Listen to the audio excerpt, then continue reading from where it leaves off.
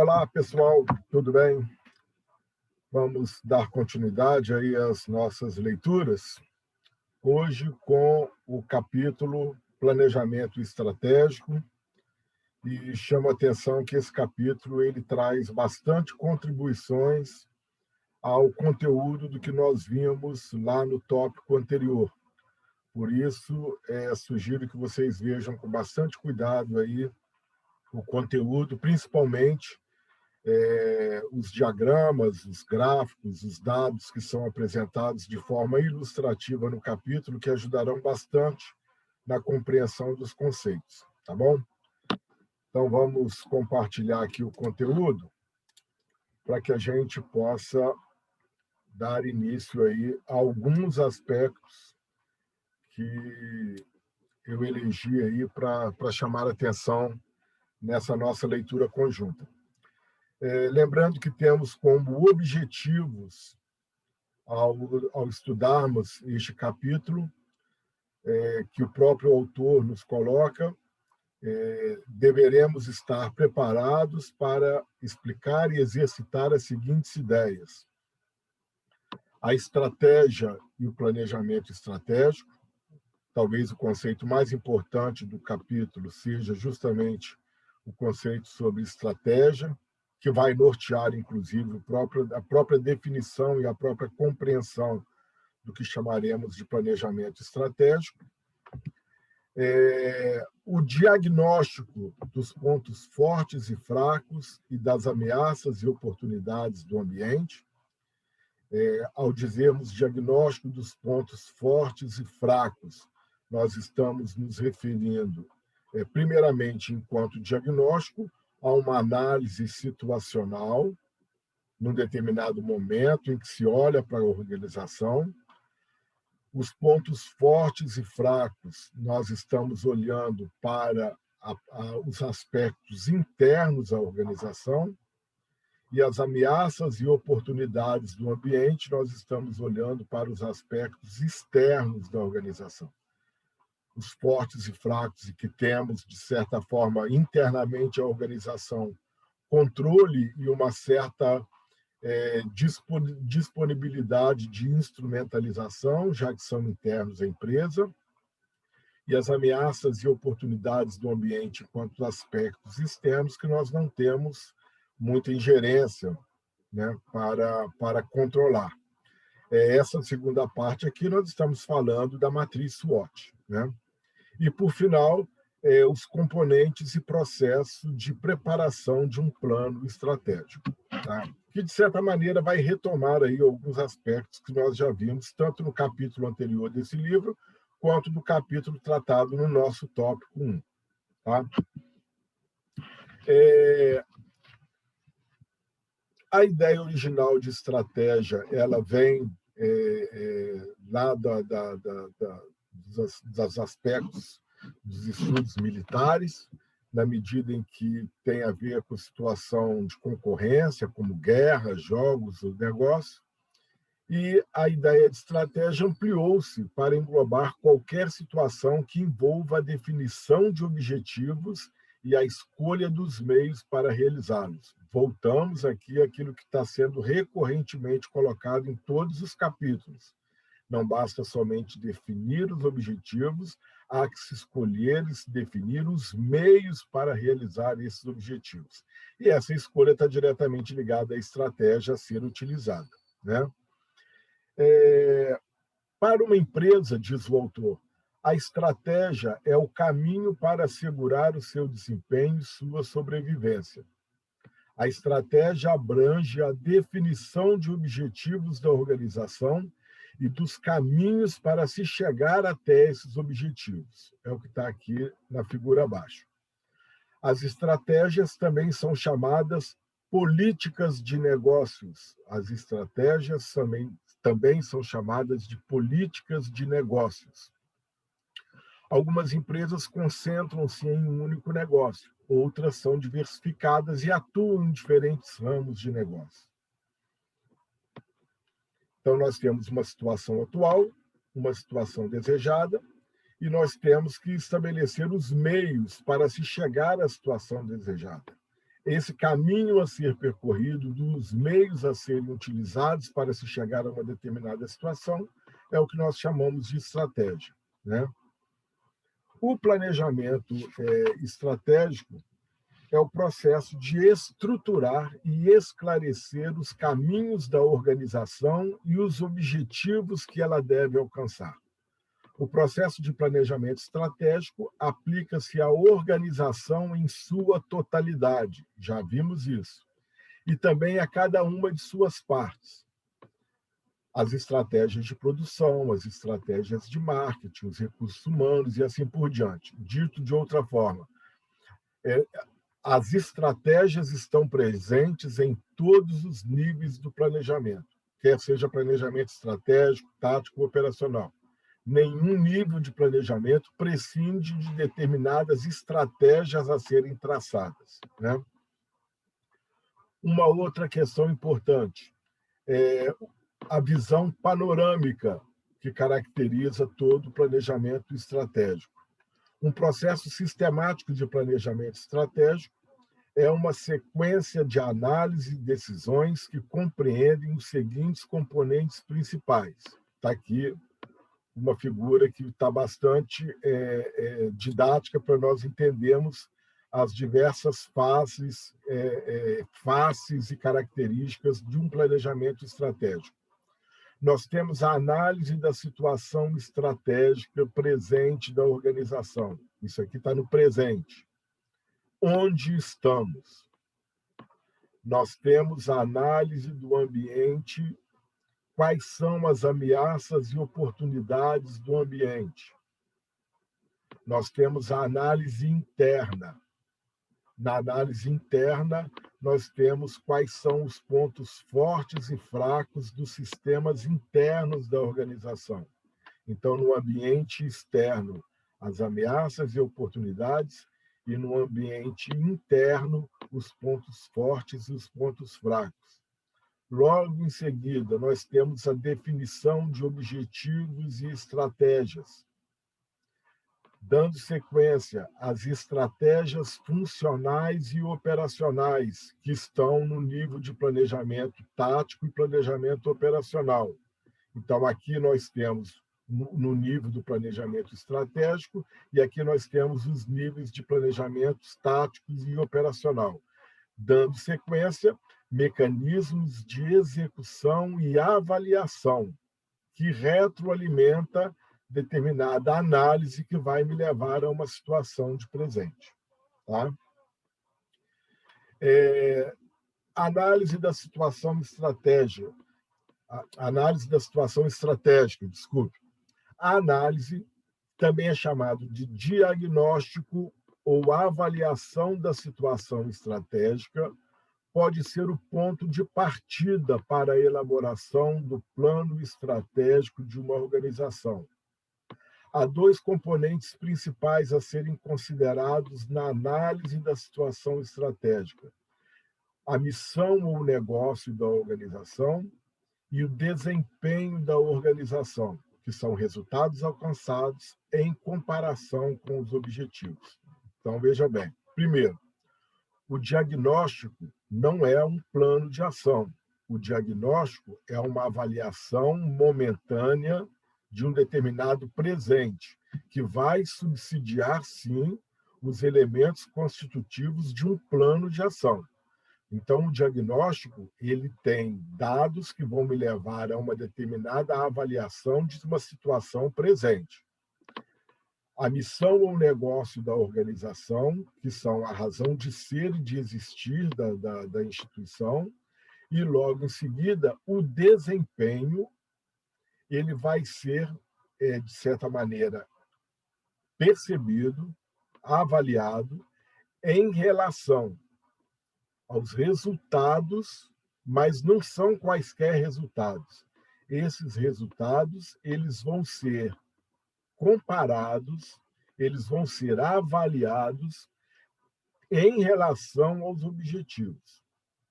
Então, é a conquista ou não dos objetivos que darão elementos para que eu possa mensurar o desempenho. Não são resultados por si, são resultados em comparação, em relação aos objetivos traçados. Tá bom? A missão, como eu já disse, estabelece o propósito ou a razão de ser da organização, né? Quem são ou queremos que sejam nossos clientes, os nossos usuários, em que negócios estamos ou queremos estar, que necessidades estamos atendendo ou queremos atender, ou qual a nossa utilidade para os clientes, para os usuários, agora e no futuro. Ou seja, são questões que são definidoras da missão ou negócio de uma determinada organização, né? A missão é o reflexo da percepção de oportunidades e ameaças, dos valores da organização e de sua vocação. A vocação compreende as áreas em que a organização tem facilidade para atuar e, por sua vez, é o reflexo das competências e recursos das pessoas da organização. Ou seja, a vocação ela está diretamente ligada à missão. A análise do desempenho, por sua vez, ela busca informações sobre os resultados obtidos pela organização em comparação com seus objetivos e com o desempenho da concorrência. A análise do desempenho pode focalizar os seguintes itens principais: participação dos clientes ou usuários, participação dos produtos e serviços no faturamento, a participação no mercado e a análise das vantagens competitivas. A análise do desempenho é um dos componentes para a identificação de pontos fortes e fracos.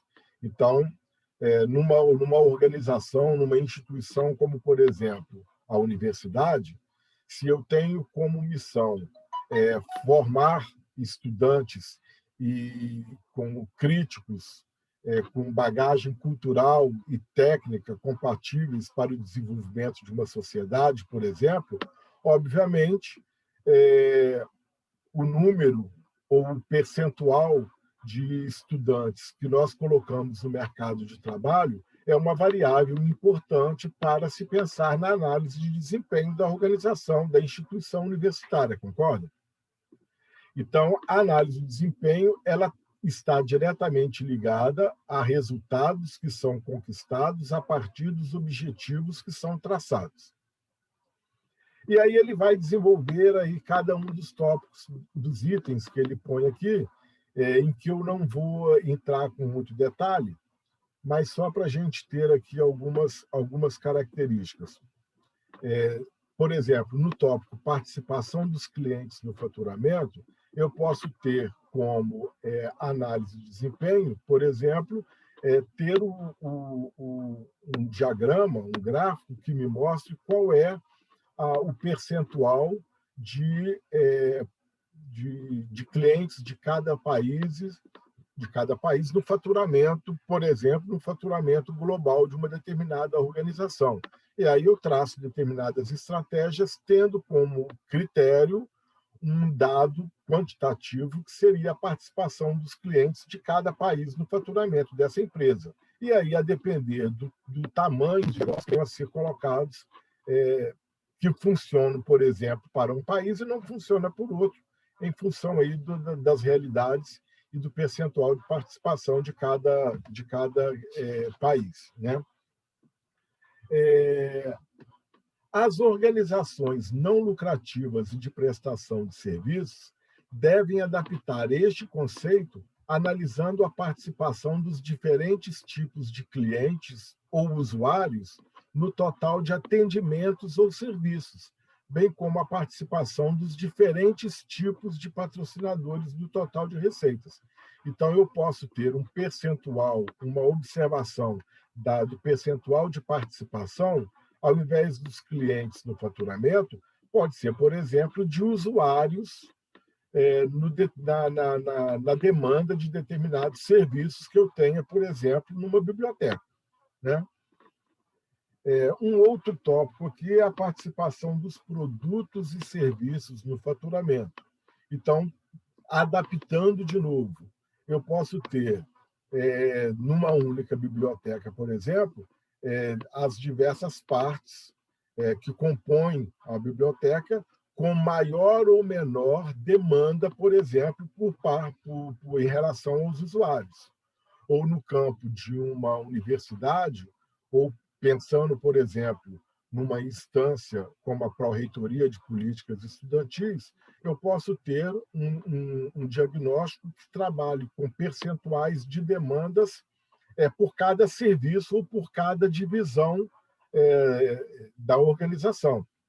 Então, eu posso ter uma demanda de X% em relação à alimentação, posso ter uma demanda de X% em relação a serviços médicos, uma demanda de X% em relação à moradia, e aí eu traço o diagnóstico a partir aí da participação dos produtos e serviços que são oferecidos, né? Em relação à participação no mercado, seria, por exemplo, dentro do mercado de educação superior no Rio de Janeiro, voltando ao caso aí da organização, da instituição universitária, eu tenho o diagnóstico, eu tenho a visão clara de qual é, por exemplo, a participação, o percentual de participação de cada universidade dentro do estado do Rio de Janeiro no número de vagas oferecidas, por exemplo. Tá?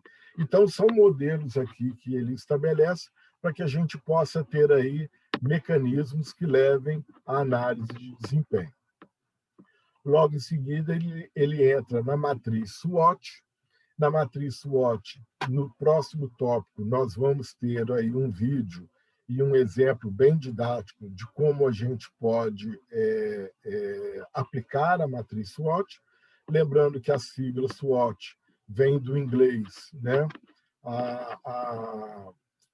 O S de Strengths, que são as forças, o W do Weakness, que são as fraquezas, o O de Opportunities, oportunidades, e o T de Threats, que são as ameaças. Ou seja, nós temos, no âmbito externo, as oportunidades e as ameaças, e no âmbito interno, os pontos fortes e os pontos fracos. E é o que ele vai desenvolver aqui, e eu vou deixar essa parte para a gente desenvolver um pouquinho mais no próximo tópico, tá? Para que a gente não fique muito repetitivo. Tá? O ramo de negócios, ele traz aqui de novo o Porter, e ele diz que o estudo do ramo de negócios pode ser feito com base no modelo proposto pelo Porter. Neste modelo, há 5 forças que agem numa situação competitiva, e nós já vimos isso no vídeo lá do tópico 1. Vamos só retomar aqui. Quais seriam as 5 forças? Os concorrentes do ramo de negócio e a intensidade da rivalidade que há entre eles, o poder de pressão dos clientes, o poder de pressão dos fornecedores, a facilidade de entrada de novos concorrentes e a facilidade de entrada de novos produtos substitutos. Então, dentro da perspectiva aqui de se colocar como variável importante para a análise SWOT, as 5 forças que agem em qualquer situação competitiva que são colocadas pelo Porter também são interessantes para que a gente possa aplicar no diagnóstico aí que vai ser desenvolvido a partir da aplicação da matriz SWOT. Tá? Obviamente, as mudanças tecnológicas têm a ver aí com as próprias ameaças e oportunidades que venham do ambiente externo. A conjuntura econômica também tem a ver diretamente com o ambiente externo.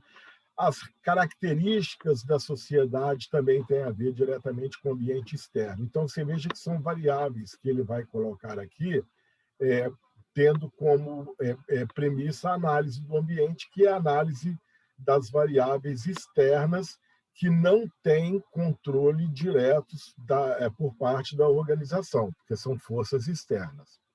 No âmbito da análise interna, aí ele traz as questões que caracterizarão os aspectos, os pontos fortes ou os pontos fracos de toda a organização.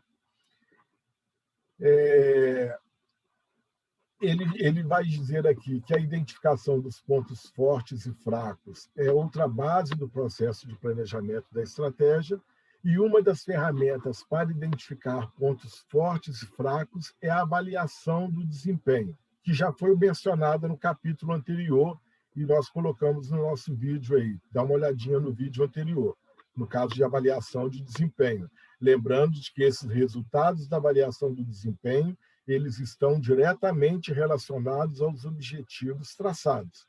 Não há avaliação de resultados sem se ter clareza dos objetivos traçados previamente. Tá? Dá uma olhadinha lá no capítulo anterior. E aí ele vai colocar que a avaliação de desempenho pode ser complementada com a análise das áreas funcionais e os projetos de benchmarking. O que seria, no caso, as análises das áreas funcionais? A avaliação do desempenho pode ser segmentada de acordo com as áreas funcionais da organização. Então, eu vou dividindo a organização a partir aí dos seus departamentos, das suas diretorias, das suas seções, das suas divisões. Isso vai depender do tamanho de característica de cada organização, mas eu vou fazendo, estabelecendo variáveis que vão, indicadores, melhor dizendo, que vão fazer com que eu possa ter uma análise das diversas variáveis que interferem diretamente em cada área funcional da organização. E o benchmarking é a técnica por meio da qual uma organização compara o seu desempenho com o desempenho de outra ou outras organizações, concorrentes ou não, do mesmo ramo de negócios, que façam algo de maneira particularmente bem feita. Então, o benchmarking é uma análise comparativa que eu faço da minha organização, da minha instituição, com uma outra instituição, com uma outra organização, que eu reconheça que seja modelo, que vale a pena ser parâmetro para que eu possa estabelecer uma análise comparativa. A ideia é buscar as melhores práticas da administração para imitá-las e ganhar vantagens competitivas. Tá? E aí ele entra na elaboração de um plano estratégico, lembrando que no primeiro texto nós também vimos, e vale a pena ser sempre revisitado, as diversas partes que devem ser pensadas na elaboração de um plano. E que aqui vai ser, de certa forma, retomada também, mas eu ainda acho que o primeiro texto ele está mais didático, porque ele estabelece aí diversas partes que podem ser, inclusive, colocadas como modelos para a estruturação de um plano estratégico. Tá? Bom, o plano estratégico de uma empresa é uma combinação de decisões sobre a missão ou os produtos ou serviços que ela oferece. B, os objetivos de desempenho a serem alcançados. C, as vantagens competitivas que ela pretende ter sobre o seu concorrente. O plano estratégico é também a resposta da organização às ameaças e oportunidades do ambiente, variáveis externas, e dos sistemas internos da organização, os aspectos fortes e os aspectos fracos, que são internos. De uma empresa para outra, os planos estratégicos podem ter diferentes graus de formalidade, abrangência, periodicidade de preparação e muitos outros atributos. Nós vamos mais à frente olhar, por exemplo, o plano de desenvolvimento institucional da universidade, da UFRJ, como um plano de ação que deverá ser analisado e nós deveremos observar no PDI, Plano de Desenvolvimento Institucional, determinados aspectos que apareçam lá que possam ser linkados com essa perspectiva teórica que nós estamos abordando aqui. Tá? Bom, a definição da missão ou negócio ela pode permanecer ou variar no tempo, em função da avaliação da situação estratégica, da análise do ambiente, da análise interna, a organização pode confirmar ou modificar sua missão. Chamo atenção para o fato de que uma missão, se ela for muito ressignificada, pode ser que a gente esteja pensando em outra organização, que pode até manter o nome que já esteja consolidado, por exemplo, no mercado, na sociedade, mas aquela instituição, a depender das mudanças que se façam na sua missão ou negócio, ela mantém o nome, mas ela passa quase que a ser uma outra organização, né? A definição de objetivos estratégicos. Os objetivos estratégicos definem os resultados desejados para a empresa toda no longo prazo.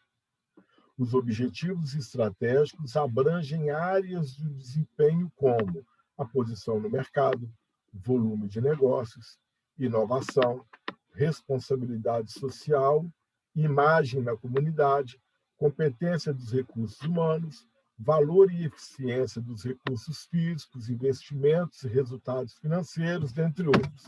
Então, é fácil perceber aqui que quando nós estamos falando de definir objetivos estratégicos, nós estamos falando de definir a razão de existência da própria organização, né?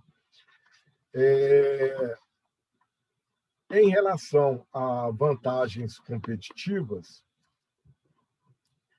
diz o autor, entre a empresa e seus objetivos encontra-se a concorrência. Cada empresa e suas concorrentes estão trabalhando para conquistar os mesmos objetivos. Para superar a concorrência, todas precisam de vantagens competitivas. Ora, então, as vantagens competitivas serão o que toda organização buscará para continuar existindo no mercado, vencendo a disputa de concorrências, ou coexistindo no mercado a despeito da existência das concorrências. E aí ele vai elencar aqui diversas vantagens competitivas, como qualidade dos produtos, liderança na inovação, eficiência e baixo custo, controle do mercado, aceitação pelo consumidor, preço baixo, preço alto, mas acompanhado de um determinado status que faça com que haja mercado consumidor pelo status ou pela qualidade, a depender do preço alto. Então, depois dá uma olhadinha também com calma aqui, que ele vai dando até exemplos de empresas que fica fácil de você perceber aí o que ele está querendo se referir em termos de vantagens competitivas. No caso de estratégias, ele vai dizer que não há receitas, e não há mesmo. Ele chega a mencionar que as estratégias resultam da criatividade e não de procedimentos formais, e de que há tantas estratégias quantas são as empresas. Como exemplo didático, ele vai estabelecer aqui pelo menos 3 tipos diferentes de estratégias a partir aí de autores do Ansoff e do Porter. No caso do Ansoff, as estratégias de crescimento. Como é que a gente lê isso? Se eu tenho um produto tradicional num mercado tradicional, a minha estratégia deve ser penetração no mercado. Se eu tenho um novo produto no mercado tradicional, a minha estratégia deve ser desenvolvimento de produto. Se eu tenho um produto tradicional num novo mercado, eu devo desenvolver estrategicamente novas formas de atuação em outros mercados. Da mesma forma como se eu tenho um novo produto com um novo mercado, eu estou buscando a diversificação, tanto da atuação da minha organização, quanto do produto que eu me caracterizo enquanto organização, enquanto empresa. E aí ele vai especificar logo em seguida a leitura que eu acabei fazendo aqui de forma rápida e superficial e que você deve olhar aqui com calma. Penetração no mercado, desenvolvimento de mercado, desenvolvimento de produto e diversificação. Tá? No caso das estratégias competitivas, segundo o Porter, ele estabelece aqui, ele propõe 3 estratégias competitivas: foco, diferenciação e liderança. Foco, diferenciação e liderança. A estratégia da diferenciação consiste em procurar projetar uma forte identidade própria para o serviço ou produto que o torne nitidamente distinto dos produtos e serviços concorrentes. No caso da estratégia que busca a liderança por meio do custo, o objetivo não é diferenciar-se dos concorrentes, mas oferecer um produto ou serviço mais barato. Então, a estratégia aqui, ela é por meio quando é por meio do custo, eu estou olhando mais para a questão, para a relação de preço. E aqui, a estratégia do foco, também chamada estratégia da concentração ou do nicho, consiste em escolher um nicho ou segmento do mercado e concentrar-se nele. Quando adota a estratégia do foco, a empresa procura dominar os recursos para explorar o nicho escolhido. Então, por exemplo, eu posso ter aqui uma organização que o meu foco seja, por exemplo, o mercado de fitness, ou que o meu nicho, o meu foco seja uma empresa de vestuário, o mercado plus size. Né? Então, essa estratégia também é a estratégia do foco. Então, veja que são 3: foco, diferenciação e liderança do custo. E, logo em seguida, ele estabelece aqui também outras estratégias genéricas, que você vai dar uma lida com cuidado, porque são conceitos importantes. Inovação. A estratégia da inovação consiste em liderar o processo de criar novos produtos e serviços.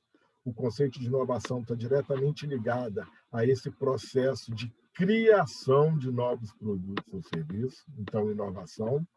A estratégia da oportunidade, que consiste em aproveitar determinados períodos ou situações, como Natal, Dia dos Pais, Dia dos Namorados e tal, estratégia da oportunidade. A estratégia da estabilidade, que é a característica das empresas que não querem crescer, determinadas empresas familiares, como, por exemplo, um hotel familiar, uma pousada familiar, que tem como estratégia manter-se estável, o não crescimento é uma opção, é um objetivo, inclusive, a ser alcançado por meio da estabilidade. A estratégia de redução de despesas, que é necessária quando a organização está ameaçada e sua eficiência está comprometida. Isso pode se dar ou pela diminuição dos custos, por exemplo, na compra de matéria-prima, ou também na diminuição dos custos com a mão de obra também, né? A estratégia da reação, que corresponde ao comportamento de agir em função do comportamento dos concorrentes. A estratégia de cooperação, que é a ação orquestrada entre 2 ou mais empresas, objetivando gerar vantagens competitivas. Isso é chamado de aliança estratégica. A aliança estratégica é uma associação em que 2 ou mais empresas e outros tipos de organizações buscam alguma vantagem ou sinergia a um custo mais baixo. No caso das nossas organizações, instituições universitárias, por exemplo, nós temos uma série de acordos de cooperação que permite justamente que haja aí a interface, a sinergia, a troca de experiências, a troca de conhecimentos, para que determinados desenvolvimentos, como, por exemplo, desenvolvimento de pesquisa ou a própria experiência de gestão, seja compartilhada e, nessa perspectiva, as 2 organizações ou as 2 instituições saem beneficiadas. né? No caso da seleção de estratégias, como é que se procura aqui essa matriz colocada aqui? É a técnica para a seleção de estratégias que se baseia no estudo da participação no mercado. É a análise de portfólio, desenvolvida pela empresa BCG, né? A matriz do portfólio de produtos, também chamada de matriz de crescimento e participação, é o ponto central dessa técnica. Então, se eu tenho uma grande participação no mercado e tenho um grande crescimento do mercado, eu estou aqui chamado, eles designam estrelas. Se eu tenho uma pequena participação no mercado e eu tenho um grande crescimento no mercado, eu tenho pontos de interrogação. Se eu tenho, enquanto organização, uma grande participação no mercado e um pequeno crescimento do mercado, vacas leiteiras. E, por fim, se eu tenho uma pequena participação no mercado com um pequeno crescimento do mercado, vira-latas ou abacaxis. O que seria cada coisa dessa? As estrelas, que ele está se referindo aqui, são os produtos ou unidades que têm uma participação elevada nos mercados com altas taxas de crescimento, ou seja, tem alto potencial de lucratividade. Os pontos de interrogação, né, que ele coloca aqui como question marks, são pontos de interrogação porque precisam de dinheiro para um investimento cujo retorno é incerto. Porque eu tenho um mercado está aquecido, mas eu ainda tenho uma pequena participação no mercado, ou seja, eu preciso de dinheiro, eu preciso de capital para investir. As vacas leiteiras ganham dinheiro, mas não precisam de grandes investimentos. Então, de certa forma, são produtos e negócios que têm alta participação em mercados estabilizados. E os vira-latas ou abacaxis são os produtos e negócios que têm pequena participação em mercados com pequenas taxas de crescimento. Ou seja, eles precisam de dinheiro para sobreviver e não ganham o suficiente para tanto. Portanto, eles não representam boas oportunidades de investimento. Então, este modelo aqui, essa técnica utilizada para a seleção de estratégia, é também uma possibilidade a ser utilizada aí, a depender dessa relação entre a dimensão, o peso da organização em sua atuação no mercado, com a situação de crescimento ou não do mercado em determinado momento de atuação. Tá? Logo em seguida, ele vai fazer aqui a descrição do que eu acabei mostrando ali no quadro, e, em seguida, entramos aqui na implementação da estratégia. Diz ele, o Maximiano, que para realizar a missão, as estratégias e os objetivos estratégicos, a organização escolhe diferentes cursos de ação, chamados de estratégias funcionais e operacionais, que se encadeiam em meios e fins, ou seja, nas dimensões do planejamento tático e do planejamento operacional, nós estamos também nas dimensões das estratégias funcionais e operacionais, que, diferentemente do nível do planejamento estratégico, aqui eu terei que ter clareza do encadeamento dos meios a serem utilizados para se chegar aos fins desejados. Aí ele dá um exemplo aqui. Para ingressar no mercado de futebol, a Nike precisou desenvolver novos produtos instalar um novo sistema de produção e fazer uma campanha de propaganda. Então, você veja que são ações que demandam atuações específicas de cada parte diferenciada da organização, né?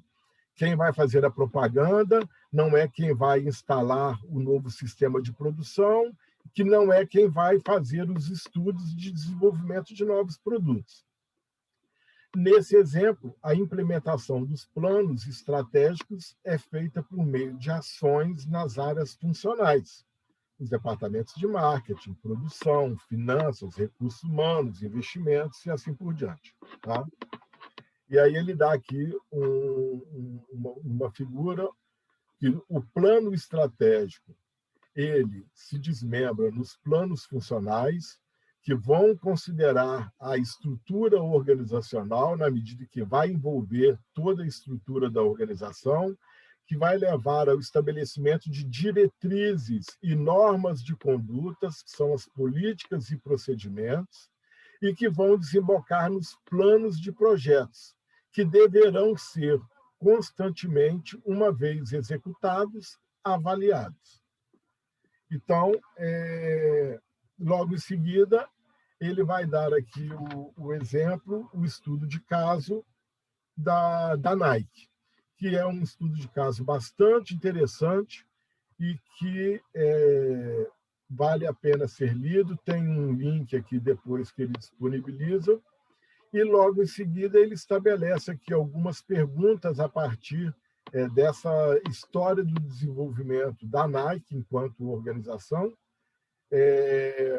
que de repente podem aí subsidiar algumas reflexões interessantes para o nosso fórum. Bom, então, com essas colocações, a gente conclui a leitura do capítulo Planejamento Estratégico e no próximo vídeo a gente fecha essa série de 3 capítulos com o planejamento operacional. Dá uma lida com cuidado aí no decorrer dos próximos dias. Esse capítulo, particularmente, tem muitas informações conceituais importantes, merecem ser revisitadas, e eu aguardo vocês aí no fórum para que a gente possa trocar aí as nossas reflexões. Tá legal? Boa leitura, bons estudos. A qualquer coisa, dúvidas no fórum, lá na nossa plataforma. Um abraço para todo mundo. Tchau, tchau.